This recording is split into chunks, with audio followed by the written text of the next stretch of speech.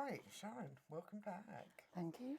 I should perhaps explain, you did come in before to be fair, you didn't bring an object. No. You have done this time, so completely ignoring the brief. Of course. Yeah. Have you seen my necklace? I'm nudging the mic already. Oh, right. Disobey. Disobey. Well, no, I like people who disobey. So, last time, Sharon came in, but we had a problem with the the sound on the camera because your voice is not always that strong, is it? No. So it's worth noting that sort of before we begin as well. So it's welcome back to Sharon. Thank you. Actually bringing an object this time. It's a little object. A little object. Oh. So I've sort of brought two things. I brought this and this book. Because I thought your object was the book. Yeah. This is the object. So it's like a yes-no coin. Ooh. So these were made for the British Ceramic Biennial several years ago, and people could take them or they could put them in one of those tipping point machines. Yeah. So the artist, whose name is Lawrence Epper, I think, Yeah. said it was about whether people take something and are happy with what they've got, or whether they want to try and make it more, gamble with it or whatever. But I like it as a sort of, I'm quite interested in constraints in work. So I quite like it as something that makes a decision for me. So I used to have it in my pocket quite a lot. I think actually my friend Kim gave this one to me. Yeah. So yeah, and sometimes I know if it's not like the Dice Man. Yeah, I was going to mention the Dice Man. Actually, ask whether you've read the book, The Dice Man. But sometimes if it's like, oh, what shall I do? Shall I do this? Shall I do that? Yeah. I can just flip it. Well, I've always said to my kids, flip it. If you don't know, flip a coin, because even if so when you flip it, you then think, no, I don't want that. It helps you focus because you take it down to those 2 points. But I think it's the human condition, isn't it? Really, to wanting more all the time is a human condition. Yeah. And I think probably more now than ever, because we have such portals into people's worlds, I think that creates more of a want for wanting things, more all the time. So it's interesting. But so why I brought the book as well is, I don't know if you know this book. No. I love this book. Yeah. So I came across this through looking at the Oulipo group, who are like writers in France. Oh, right, okay. And they wrote by constraints. I don't know if you know George Perec, but he wrote a whole novel without using the letter E. Oh, right, okay. Right. So it's things like that. Okay. For this man, this is just a book of ideas of unrealised projects. Art projects. Yeah. So it's just quite fascinating to just, because some of them are quite ambitious things, and I think one of them is like letting some slugs into a gallery and watching what are they going look at by their trails. And when was this written? Oh, I don't know. Because I wonder whether there was a bit of a movement maybe in the sort of 60s or 4. So it says originally published 2002. Oh, it feels like something that was I'd sort of older. assumed. But it may have been written and unpublished for a long time. Yeah. So. But there is a bit of a well, I don't know, what is it? Is there sadness? So I think he also wrote a book called, so it would have been in French, so it's like self-portrait. Yeah. And then, sort of at the end of the book, it says, like about the author completing his book and then committing suicide. Yeah. And he did that. Yeah. After. So, wow. so there's both darkness, but I quite like that darkness in a way. I had that moment with the bell jar, I think. Oh, right. God, Because I didn't know. Right. We did the bell jar at school, did you? No. Like I was a full grown up, and I found it on holiday in a hotel, like borrow a book in Crete.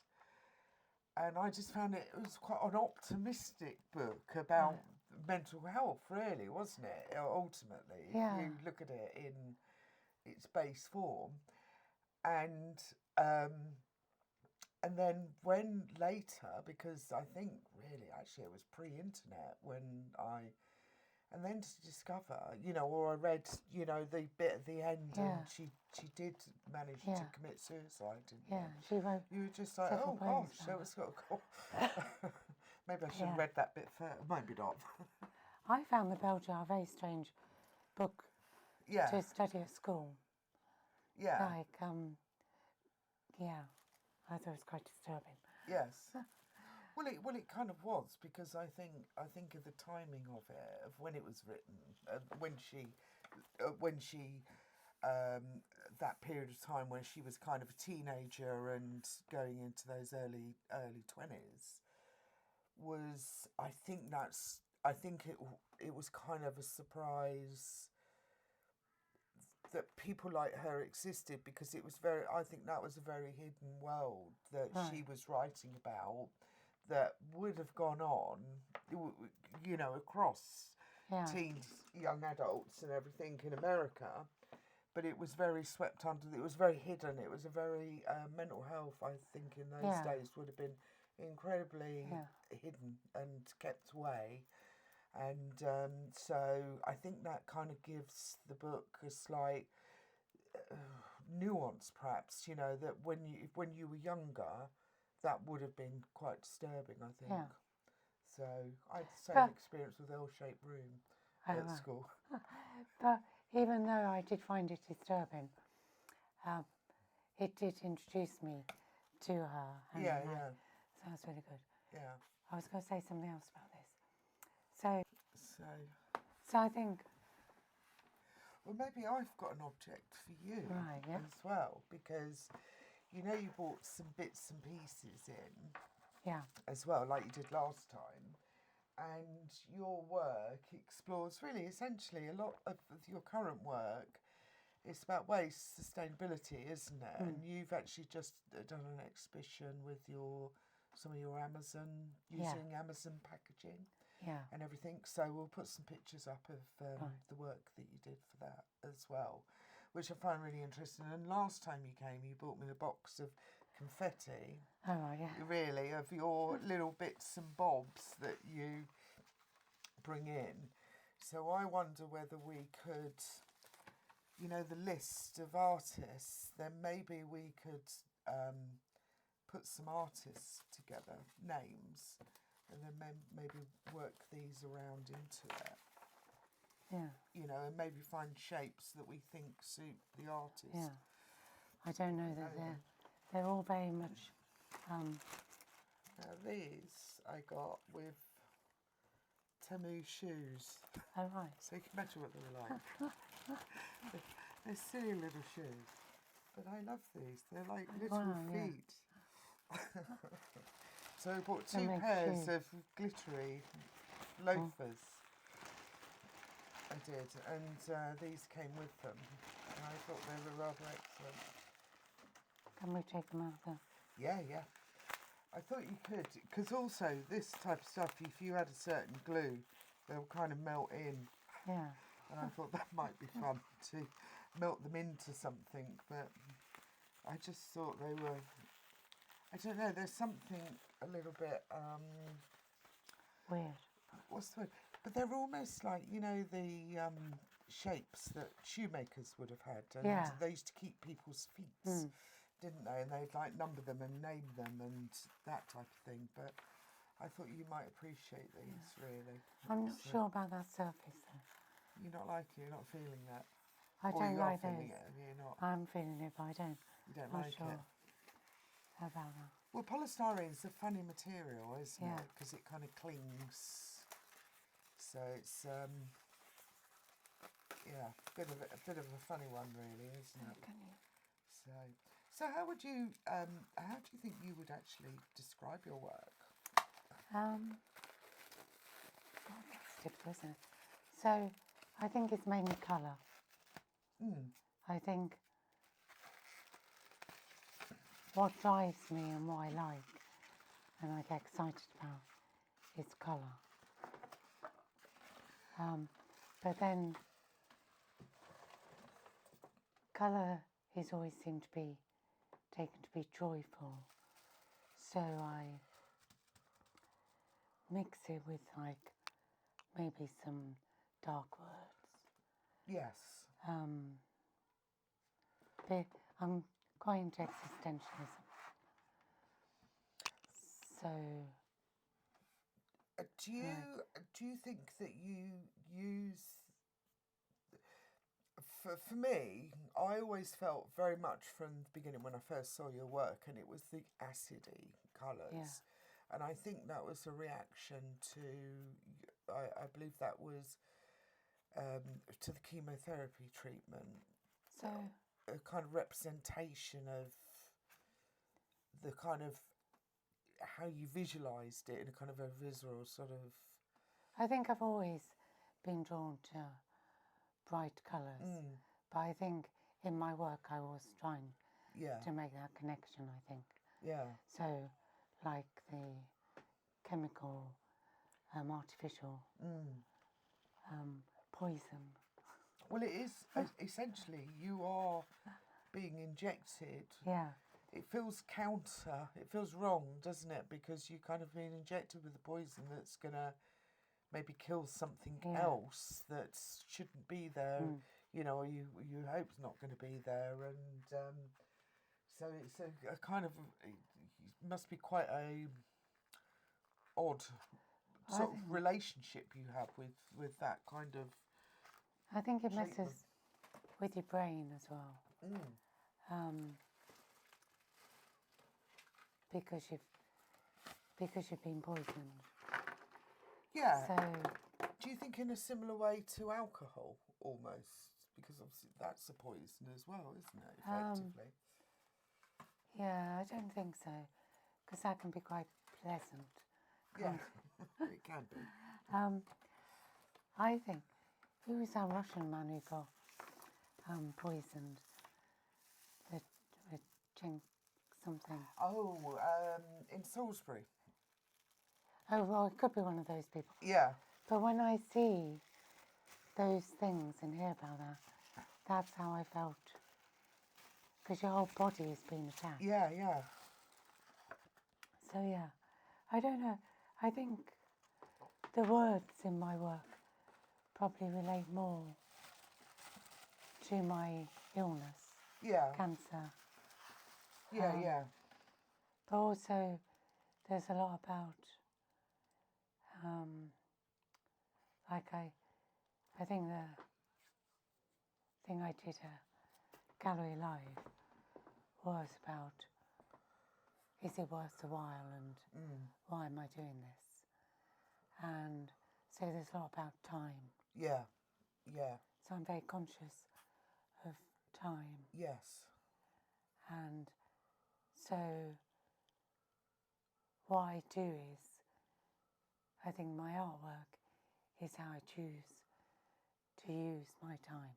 Yeah, yeah, yeah. To spend my time. And in a way I don't want it to necessarily be any more than that. Yeah, yeah. But then sometimes I do get, like with the Amazon stuff, I get drawn into an issue.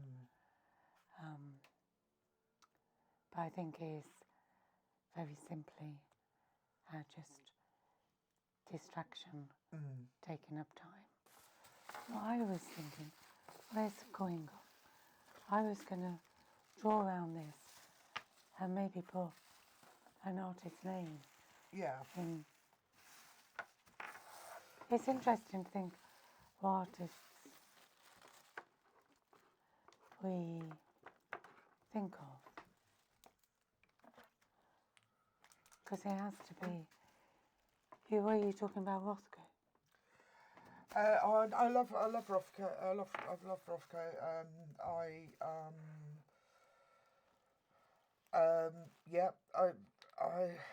He's quite hard to have a conversation about Rothko, really, in a way. But I do love his work. But one of the things I find really interesting about his work is one of the most heavily fraud copied and not in what's the word when you faked, fake or fortune. So I would say overall I've got several. I think we all have several artists. Paul Klee, Miro. I like some of Chagall's. I'm going for classics here, really. But Yves Klein really is the one that I just come back to again and again and again. And possibly, I think you can probably really draw parallels with Yves Klein because he had that absolute obsession with a colour. Right. And it was the basis and the root and the movement and shape of his work.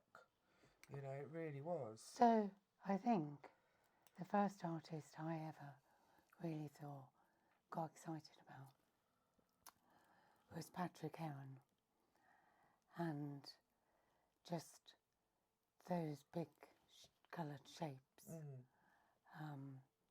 And I remember when I was doing foundation, like going to see a piece of his work and just thinking, that's perfect. Yeah, in its simplicity. Yeah.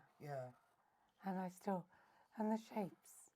Yeah. I don't think I naturally appreciated the shapes because I think there's a lot of negative shapes in his work.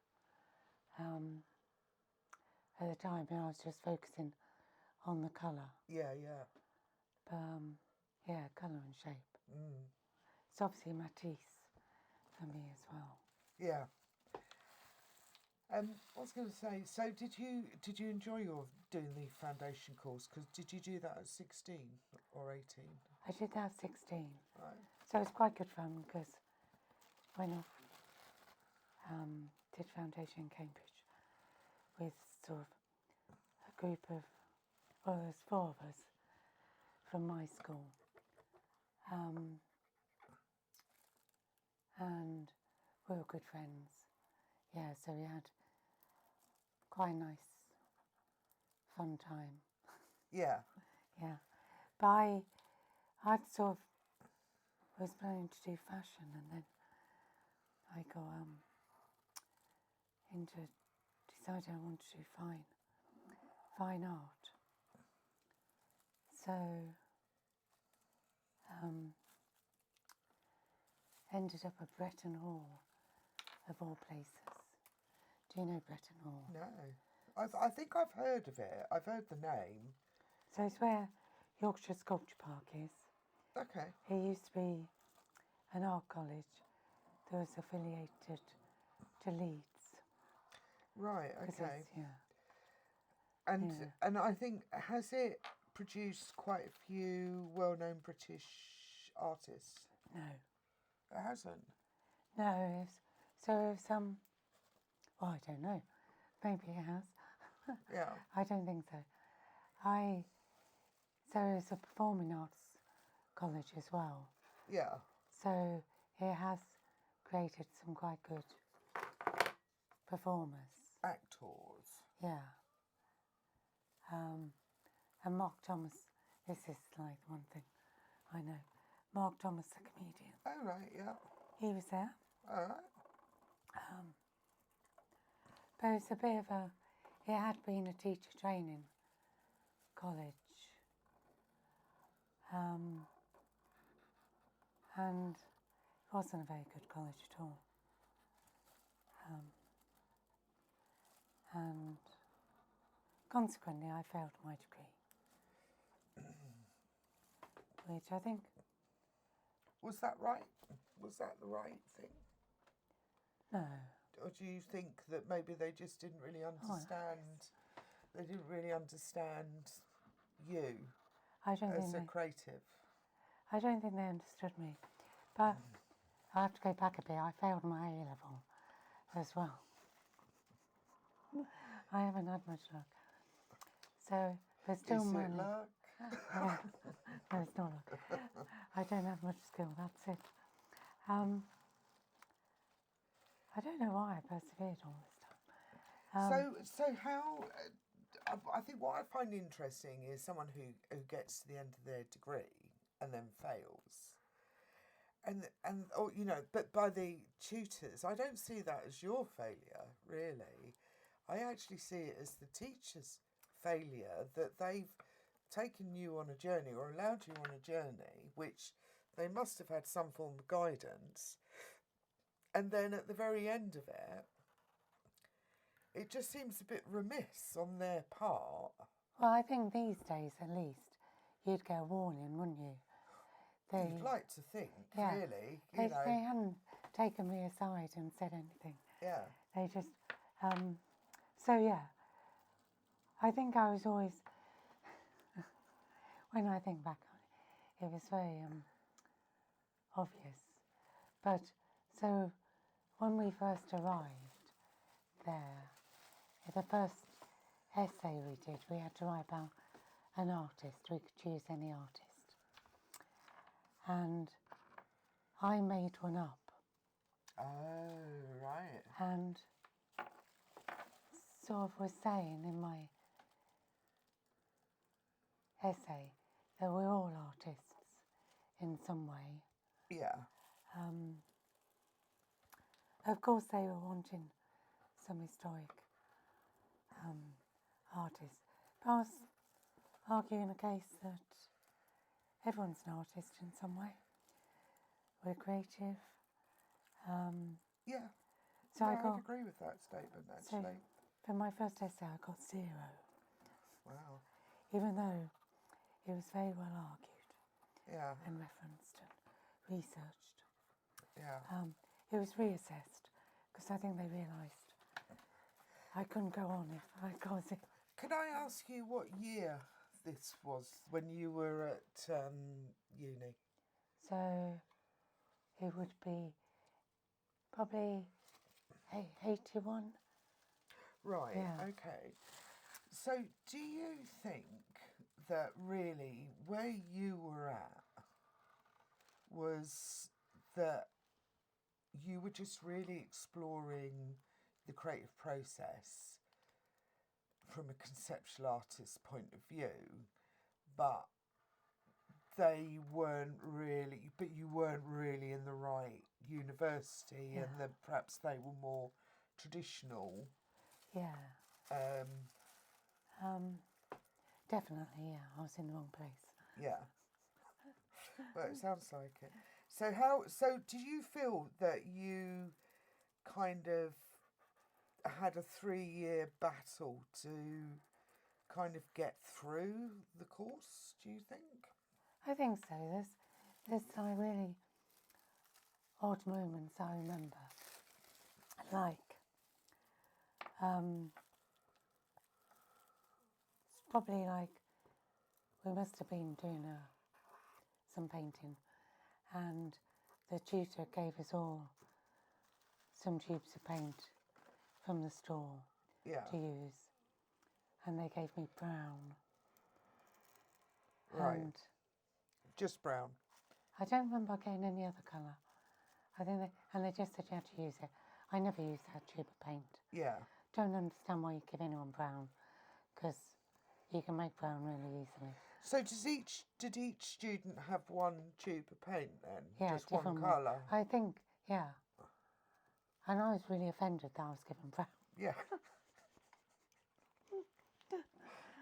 And it was like, yeah, they wanted me to fail. Do you find it made you more determined to continue with art? I think I lost a lot of confidence. It's been difficult having a career in the arts without a degree. Everyone assuming that I've got a degree. Yeah, well, is that how you got away with it then, Sharon? Yeah. It's like quite funny on application forms, just writing. You just write where you went? Yeah. Yeah. And then people said to me afterwards, oh, we thought you just forgot to put what you got. Didn't want to show off. Yeah. Which is really funny. But not bothered to check or ask. But it's made me also appreciate other people who haven't got qualifications. I was going to say, but failure, I think failure is really interesting. And I don't know, do you know the artist Richard Dominici?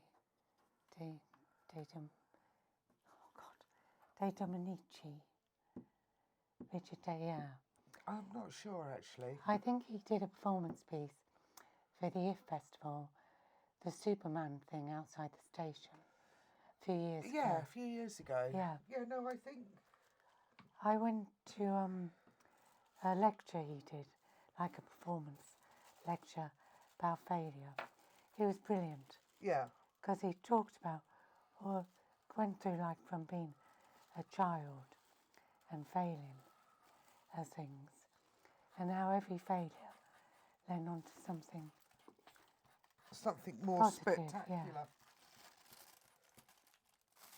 Oh, I've done that on the wrong side. Oh no. Oh, I'll have to leave it there now. Can you not see it, do you? Maybe I can turn it and keep... So I wanted to keep the colour. Yeah. So, but I think if I pull it off, it will spoil it, and I can add more gold. And I will take the circle off and move it there because I rather like the circle. Yeah. So you worked in, well, I suppose you probably, maybe not community, but sort of various arts projects, didn't you? Where you were like commissioning and artists and putting collections of work together for like Arts for Health and... So I I worked as like a community artist for quite a while, and then, as always happens, people get involved in the organising of stuff. So probably, don't know when it was. So I must be 92. Yeah, I got a job in Preston, Preston Community Arts Project. Oh right, okay. Which I always think of madcap when I think about that. Yeah. Because of the Cap-Bit Community Arts Project. Yeah. But it was also very like interaction. But I worked there for quite a long while, having a great time doing, like working as a community artist. Yeah. And then raising money and did you continue, while you were working kind of in the management side of arts, did you continue your art practice? Not, maybe for a bit then. Probably at that time I sort of stopped doing my own stuff. Because I was, well, in a way I think the stuff we were doing with communities was our own stuff.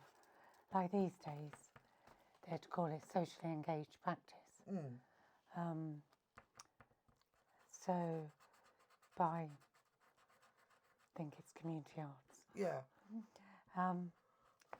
But then, from there, I went to work at Liverpool Biennial, which was a completely different thing. So I was organising projects, working with international artists, and very expensive projects. Oh, they had some amazing showcases though, didn't they, at the biennial? They still have like wonderful, a wonderful program, and it's just really interesting because I was always trying to be the voice for the local community. Probably irritated lots of artists a lot of the time by saying, I don't think you should be doing that. Yeah.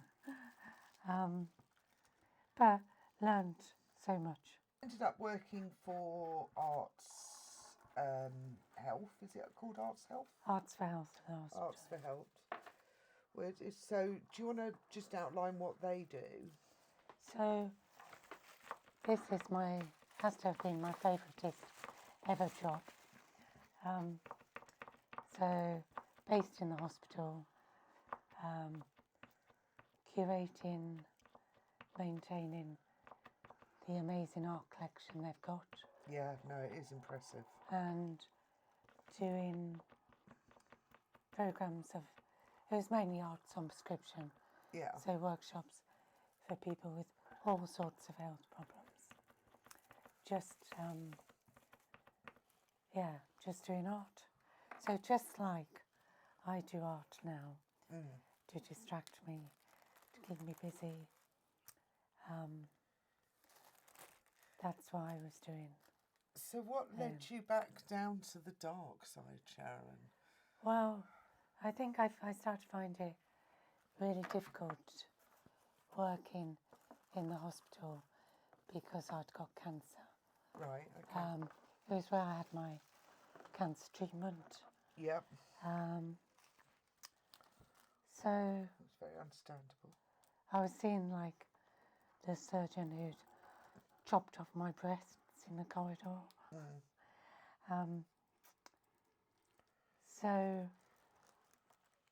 And at the time we were quite lucky. I could afford to give up work, and Adam was running a food business. So I just started working with him. And while I was having my cancer treatment, I started doing my own work again. And realised I really missed it, and it really helped. I can't believe I'd be having a really shit day after chemo or something, and I could go and paint and it just take it all away. I can't recommend it enough. Yeah. And so, but then, like, when I found out it spread, I decided, like I'd always been nervous about trying to study again. And I thought, oh, maybe I'll apply for an MA, and then maybe because of all the art I've done, I'll get in, I'll get a place. I really fell on my feet by getting in touch with an amazing tutor called Jonathan Kearney at Central St Martin's, who had been doing an online, mainly, I don't know what they call it now. It was online then because of COVID, but it was low, you didn't have to attend college very much. Yeah. Of course. It was just moved to Central St Martin's, like, and they were looking for people to sign up really. So I don't know if I'd get in now. But, well, I don't think people realise that if you have been in a kind of art environment or art practice, or can like demonstrate that you understand artwork and can create artwork to a certain degree, you can actually go and do a master's as a mature student, can't you? Which I think a lot of people don't realise, do they? no, I actually wish I'd gone to do a degree, because then I could still be doing it. Yeah, yeah, because it's such a fantastic environment, isn't it? When Yeah. you get in a good uni, Yeah. where you have like really good, because, but you probably had PTSD after going to art school, you know, as a younger Yeah. rebel. I spent a lot of my time on the MA saying, am I going to fail? Like, but it didn't matter if I failed. Yeah. Because I didn't think I'd still be alive. Well, So, also, it would have got on your CV anyway, because it didn't stop you with the degree, did it? So, I like the idea of that. I think, I think I have to take some of the responsibility for... Well, you weren't playing the game, No. I think.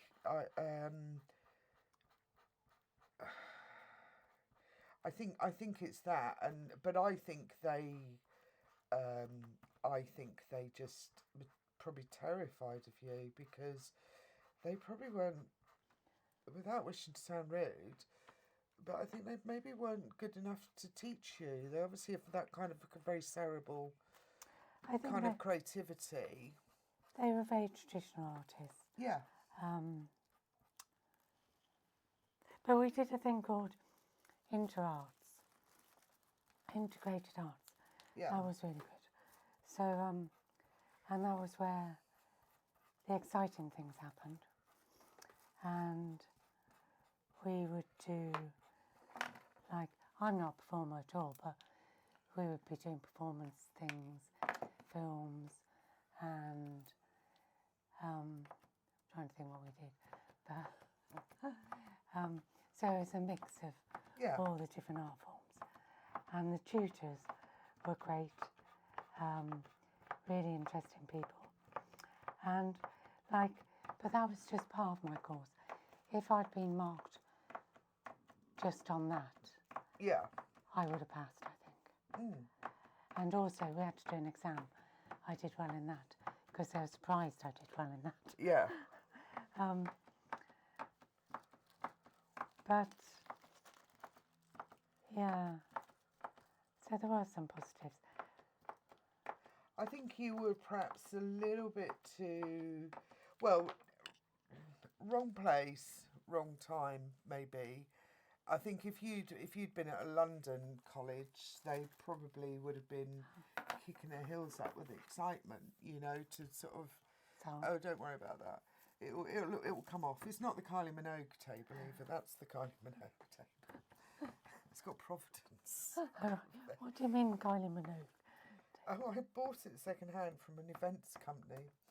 And I think they were trying to get more money because Kylie Minogue had been in the same room with it. So, but I got it for a normal price. And the funny thing was, I got this table afterwards, and when I went to the house, they were still trying to knock the money down, and I said, look, my other table has been in an event with Kylie Minogue, and hoping they would reduce the price of the table. It didn't work. Poor Kylie. I judge them still. Help yourself to some gold. It was copper, if you so Which wish. is a gold? That's copper. It is. You I have got gold. some chrome, silver and gold as well. Yeah, if maybe. you, and it's like proper chrome. You get a right old shine on these. So I believe these are. They're the gold ones. These are silver. Where's the top for that? Well, it went flying over. I'll find it after.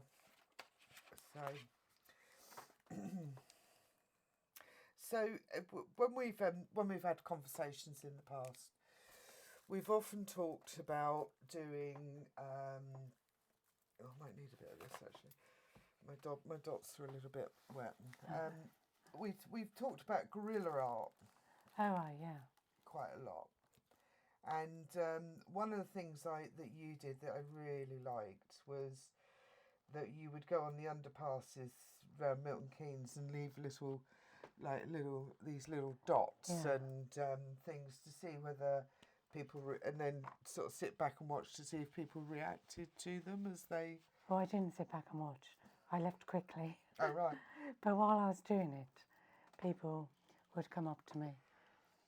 And oh right. Yeah. And do you think rebellion is still? Do you think it's still important within the art world? I think rebellion's probably just important anyway. Well, it's like it's protesting, isn't it? I don't think as an artist you should be like conforming. Well, but you might have to get. But also, art has different roles to play, doesn't it? Like, can be like decorative. It can be trying to tell you something, like with activism maybe. Yeah. Well, you think of posters and sort of some of the futurism.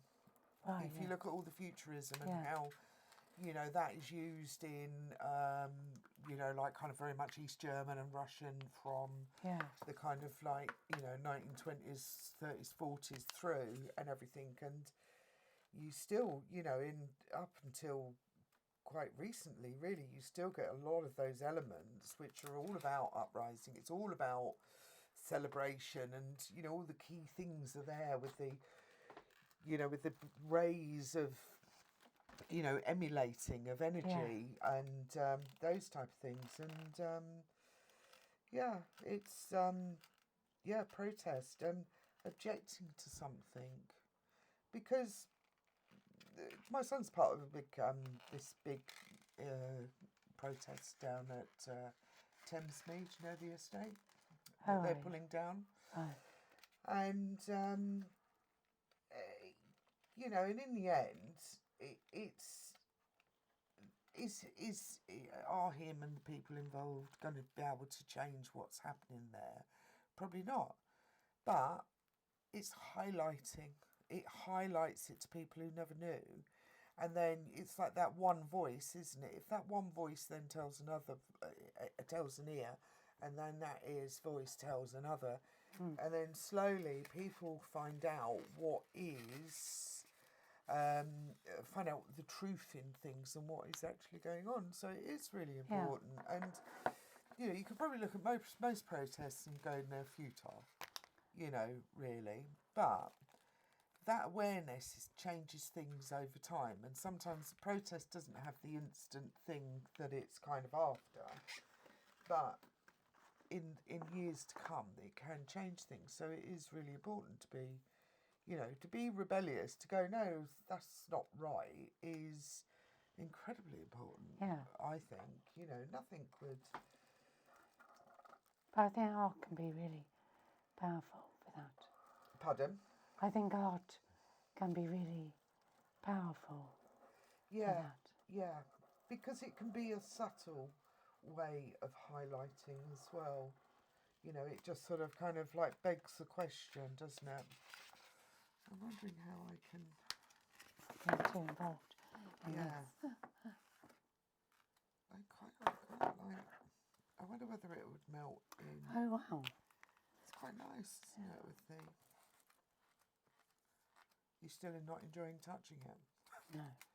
It'd be nice to have a little section. They're like little sequins. Yes, they are.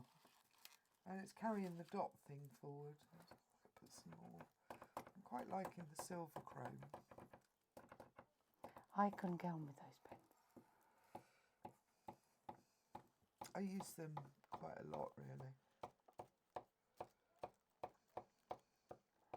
So going back to posting things in the underpass, Yeah.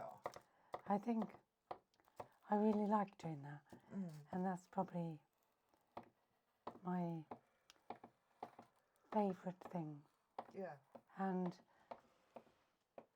also, You're not tempted to set up a camera to see if they become noticed? Let it grow? I'm not even worried about that. Yeah. Do you like the temporary quality of that it will probably be removed or someone I sort of like those naughty. Yeah. But it's like the art in the hospital.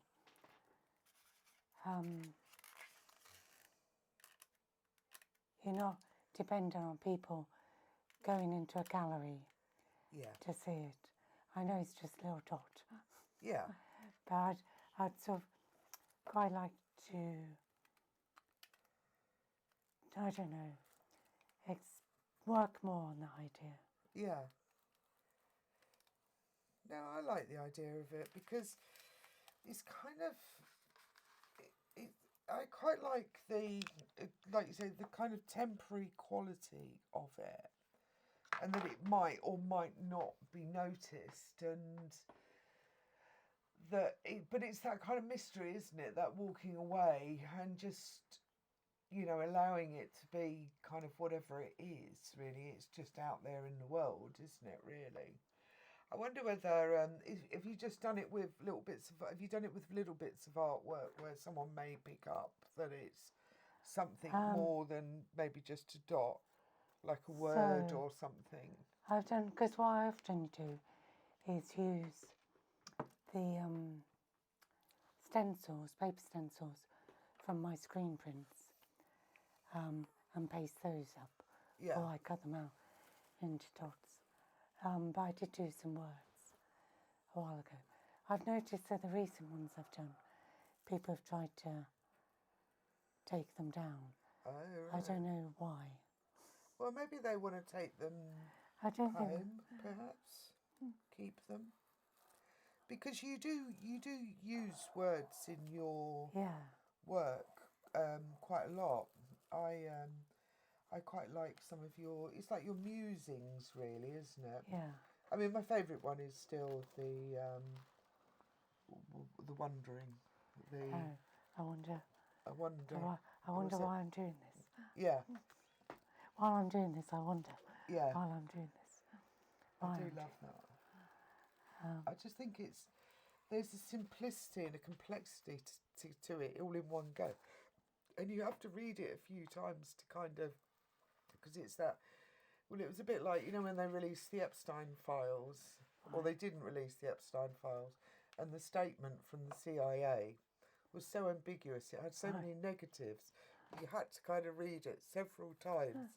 Like, was there or wasn't there? Because it just kept contradicting. It didn't contradict itself. There were so many negatives. You almost had to do a maths equation to kind of work out, whether Trump was in there or not, kind of thing. And yeah, it's kind of like that. It's one of those ones where you have to read it a few times to kind of make sense of it, as well. I definitely prefer yours to mine. Well, I don't. It's funny, isn't it? When you do things,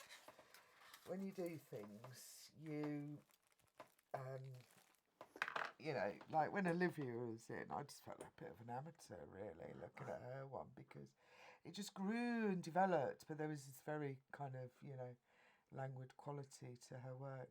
But I like yours because you've used both sides as well, haven't you? Yeah, I like this thing of sticking under things. Yeah. Yeah, because I like layering. I'm really into layering. When I paint, a lot of it is layering to get the depth of colour I want. And I suppose with a bit of tissue, confronted with a bit of tissue paper, I'm kind of using it almost in the same way as I would use paints and stuff. And so I kind of feel that needs to probably melt I think it needs to be about there. Your tissues different to mine. Well, this is almost, it's almost a bit like a tracing paper. Yeah. This. So, would you like some? To add another layer? Yeah, maybe. Because I think it would be quite nice sandwiching these. And I think if you had more of these, I think it would be really interesting to kind of build up with these really vibrant colours and layer and layer and layer. And then you would actually start creating pastels of certain ones. And then you could kind of cut into it as well, which I think might be quite interesting. So the piece of work I did for my... That's nice. I like that with the colour on top. Yeah. For my MA show was a big hanging of layered tissue papers. Oh, right. So I'd screen printed on them. Yeah. And then they move and you get different colours. Yeah. And I'm just about, which is sort of why I brought this. Yeah, yeah. Because I'm just about to start print on tissue paper. Oh, I look forward to it. I quite like this idea of sticking these shapes on it. I love the shapes. I love these. They've got that real 60s, 70s vibe to them. And what's really interesting is once you start placing them onto the page, they actually lose that kind of connotation and they become something completely different, which is what I really like about these. And they're not that obvious. I do love that. It's almost like an evil eye if you had that on the very, very top. I would definitely keep that for future endeavours and stuff. So is this new work you're working on for a show? Or? So there's a group of printmakers who meet at Westbury Arts Centre, and we have an exhibition in September. Okay. Yeah. Well, so do you want to send me if you send me the link, and then I will put that on the podcast and the dates. And also, what is your Instagram handle? It's meta _ static. And that's where people can see more of your work. They can, yeah. All right, and I'll pop that in the a little bit under the video as well. Thank you. So anyway, it's been fantastic. Always a pleasure, Sharon. It's obvious we're friends. Yeah. So it great. wasn't a difficult conversation. It never is. But no, I've really enjoyed this, and because at the moment I'm playing with stuff at the moment, this has been great because it's not always about, because I've been quite busy with commissions. It's funny, you forget you don't have to nail every one. No. And the beauty is actually in doing this part, and really the end piece is almost a shame in a way, because it's the end of that journey, isn't it? So you've really reminded me of something today, which is really good. And that's good. Yeah, and I say I'm really chuffed. Anyway, I'll get these all photographed and everything, and I'll pop them up. But no, it's been great. It's been great having you in. Yes. We'll get you back. Please like and subscribe, because that's how you support us creatives out there. Not too cheesy, no?